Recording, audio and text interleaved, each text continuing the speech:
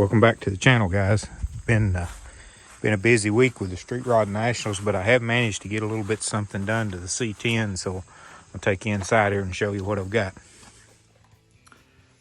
First off, I wanted to say, if you're new to the channel, thanks for joining. Picked up some more subscribers, and I appreciate everyone. Just a little recap of what I do on this channel is mainly just restoring some old vehicles that I find or that I already have, and doing some body work on them. Not much mechanic work. I'm not much of a mechanic. I just do some small switch parts and that type thing. But that's what this channel is about. So thanks for joining. Another thing, last week I didn't get a video out because of Street Rod Nationals. I posted some videos that street rods that when we was up there, and nothing in the shop hardly at all last week did I record, and so I didn't have a video to put out. But I want to catch you up from the last video of what I do have done that I didn't get recorded, and then we'll go on to this week's what I'm doing on it. So here's a small recap of what we got done that I didn't get video. As you seen last week, I got the cab corner and the rocker in. I got the gas tank bracket on and the gas tank put in, put a new gas tank in it, so have that done. And on the other side, I have the other cab corner in and the rocker in on it. So basically all the body work, rust repair, sheet metal is done on the truck. I should say body work because there is a lot of body work to do, but I've got the main part of all of the rust fixed, so we won't have to address any more rust on that. So I'm mainly just going to start right in on the body work of the cab after I get what I'm going to show you on to the rest of today's video finished up. So I've been trying to get everything fitted back up on the engine where I can get it to actually start and move, and that's what I've mainly worked on here in the last couple days that I've had a chance to work on it. So got the valve covers on, got the new intake on, got the distributor in, just sitting in it. Had to clean off some brackets, do some paint work on those. Got the headers put on, just stubbed down, nothing hooked to them yet. So, but my goal for this week is go ahead and try to get the rest of it finished up, and hopefully have it to where I can at least move it in and out of the building. That's my goal, to try to get it where it's mobile again and not have to push or shove it or pull it anywhere to get it out of here. And I think I'm going to be okay. I've got probably another day, maybe day and a half to get everything wrapped up to where I can start it and get it running and moving. So I'm going to go on and try to do something with this firewall while I've got this close in and got the inner fenders off. And I'll show you what I've got planned for that here in a later video that I'm going to shoot. But so far so good, making progress. This truck is not going to be nothing like the silver truck as far as body work. I mean, there is some body work to do, but it's nothing. All the rust repair is done, so it's mainly just work dents now and try to get the body straight so I can get some paint on it. So I'll get back with you here on the next video, and I'll show you what I'm going to do on the firewall and the inner fenders and how I'm going to fix all of that. I've used a couple of these HEI Amazon type distributors and had good luck with them, but the plug wires that they send with these is it's unbelievable. One of them is probably 16 inches too long, and there's a couple of them that's even longer, and just sort of have to sort through them and try to figure out what you can use and what you can't. I am going to try to shorten a couple of them. They're just obviously way too long. Probably get tangled up in the throttle linkage or the exhaust or something, way as long as they are. So, but other than that, I've had pretty good luck out of them for the money. We'll see how these run. This will probably be the one that'll give me fits and won't want to start or won't run right, but we'll see what happens. I'm taking off the heater box and all the stuff off the firewall, trying to get it stripped down as much as possible. Obviously, I'm not going to pull the engine, but I'm going to do like I did on my 68 and just mask up all the engine and the headers and the frame part and That way I'll be able to paint all the firewall without getting overspray over everything. So not the ideal way of doing it, but it's a whole lot quicker than having to pull the engine, which I don't want to do, or lifting the cab, which I don't want to do. So we'll see how it turns out. So this morning I prepped these inner fenders on the top side so I can get some coating on them to get them ready to put in the truck, so I can assemble some of the front end of the truck back together. So I'll set you up on a tripod here, and we're going to spray some tintable black bed liner on the inside of these fenders that you could see underneath the hood, and I'll show you what that looks like. All right, I prepped these with 320 grit and cleaned them, and used some spray away glass cleaner and wiped them off. And now we're going to use the Raptor liner. I really like this stuff. I've used it quite a bit on some other projects, and seems to do the best for me. But we'll get started spraying here, and I'll show you what it looks like.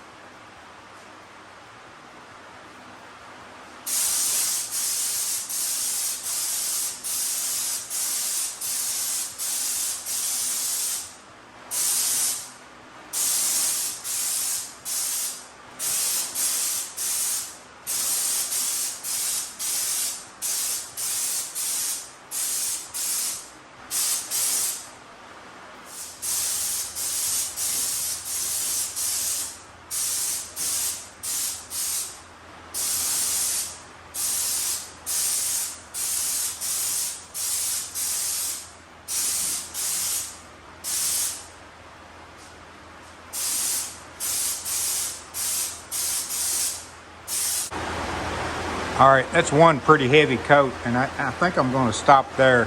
I'm going to go ahead and do the battery tray. Got to prep it and get it ready, and I'll show you what it looks like.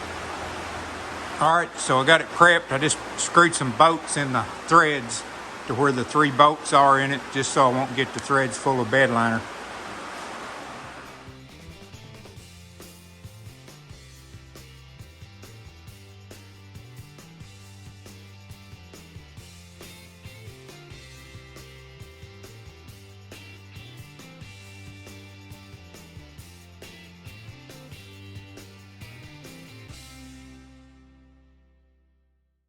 All right, here's the finished product.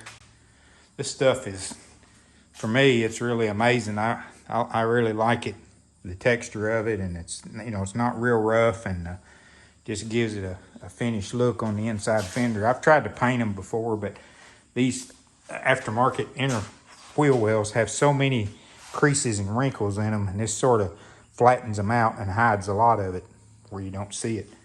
But turned out with a really nice texture. So we're going to let them cure and dry, and hopefully we can get the firewall done, and then we'll have all of the under hood part, and then I can hang some sheet metal when the time comes. All right, so I spent most of the day today prepping this firewall, trying to get it ready to put some black bed liner on it. I think I've got everything pretty good. I'm going to shoot all of the firewall that you see there and the core support on each side where the fenders bolt to. And, of course, the engine stuff's still in it, so we're just going to shoot down underneath it as far as we can see. But I'll put you on a tripod here and we'll get started.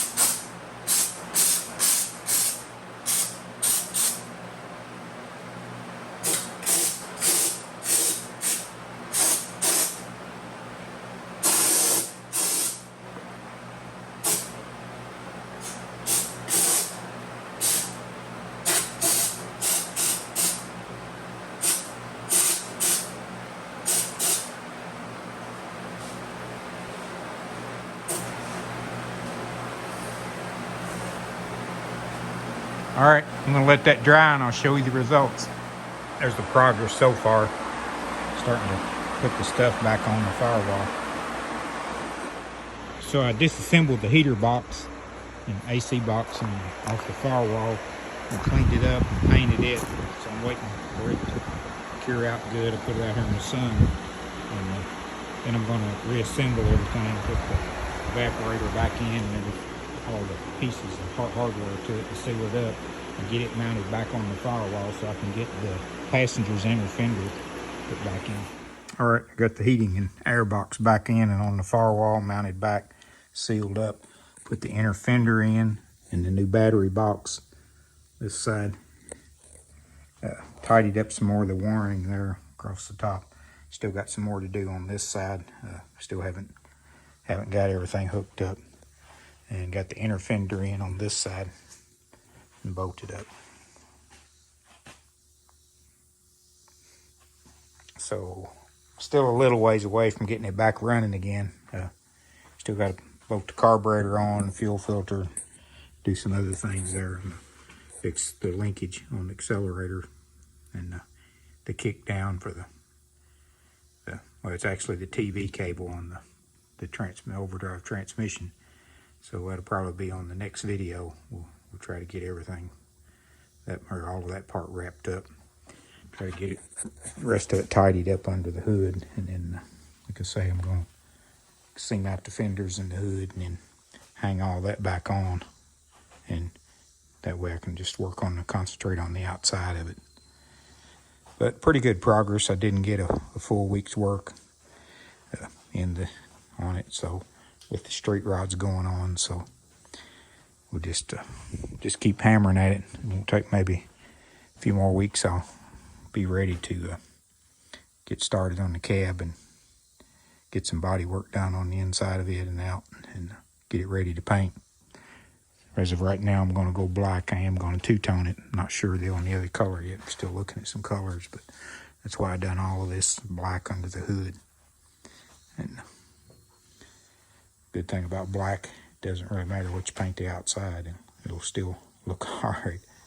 So I'm going to call that for this week's video. It's already probably a little longer than I aimed for it to be, but got quite a bit going. I wanted to try to cover a lot of stuff that I've done that I haven't videoed. So thanks for watching. Please like, share, and subscribe. Appreciate all the new subscribers, and send me a like or a thumbs up if you like the videos. Yeah, I know a lot of the street rod videos have done real well. People like to look at that stuff, and I appreciate that. So helps out to give me a little more encouragement to keep going at this YouTube stuff. So follow along if you like these kind of builds, and leave me a comment. We'll see you next week.